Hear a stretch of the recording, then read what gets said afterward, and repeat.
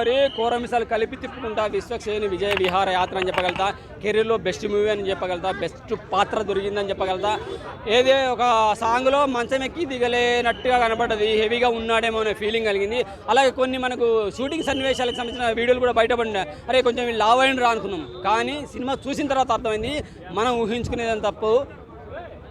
అభిమానులకు ఏం కావాలి, ఆ క్యారెక్టర్లో వాళ్ళు ఎలా ఒదిగిపోతారనే సినిమా పూర్తిగా చూసిన తర్వాతనే మాట్లాడాలని నాకు ఇప్పుడు అర్థమైంది. సూపర్గా పర్ఫెక్ట్ సూట్ అయిన పోయాం. అలాగే గోదావరి యాసలో కరెక్ట్గా సెట్ అయ్యాడు. అక్కడ యాస, భాష, ప్రాంతాలు, భయము, భక్తి, కత్తి కట్టే విధానము, ఎమ్మెల్యే గ్రూపులు వాళ్ళ మధ్య జరిగే గొడవలు అద్భుతంగా చూపించారు.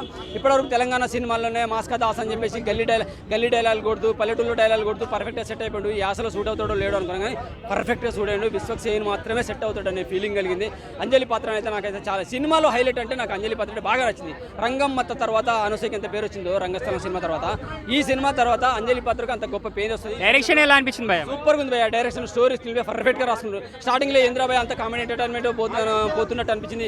ఏదో గ్యాంగ్స్ ఆఫ్ గోదావరి అన్నాడు, వైలెన్స్ కనపడాలి కదా అనుకున్నా. మెల్లమెల్లగా పోతా అంటే చూపించాడు. కోరం మిషన్ తిప్పుతూ ఎదురొచ్చినోని ఎక్కుకుంటూ తొక్కుకుంటూ పోవాలని చెప్పేసి మన ఎన్టీఆర్ డైలాగులు గుర్తొస్తాయి అనమాట. త్రిబుల్ వస్తాయి. ఆ టైప్లో డైలాగులు కొట్టిండు. సూపర్ మూవీ పడ్డది. ఎండాకాలం మంచి సలహా చూడాలంటుంటే చూడాలి. కెరీర్లో బెస్ట్ మూవీ, బెస్ట్ పాత్ర చాలా బాగా చేశాడు. ఎన్టీఆర్ బాలకృష్ణ గుర్తొచ్చిందంటే మీరే అర్థం చేసుకోండి.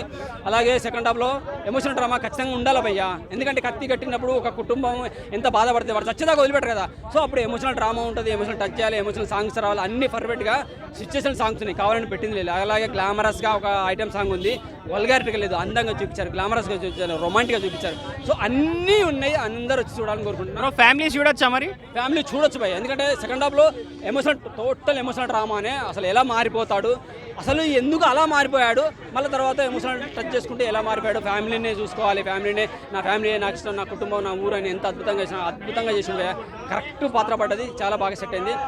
Gangs of Godavari tiger super movie. Thank you.